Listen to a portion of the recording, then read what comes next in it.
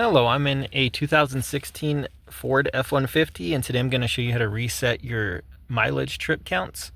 So here we've got the vehicle on and it'll start you on a screen similar to this. We're going to use these toggles today. We're going to hit left to open out a drop down prompt and then go up or down as needed, but we're going to trip/fuel.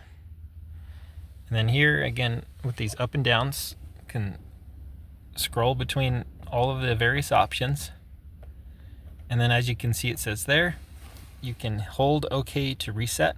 So we'll say we want to reset the mileage for this trip A. We're going to just hold this OK button until it's reset. Easy enough. And then do the same process for trip 2 if you want. So left and whatever, and scroll around up and down until you get to trip 1 or trip 2, and then same process, hold OK if you'd like. But anyways, I hope this video was helpful and hope you have a great day.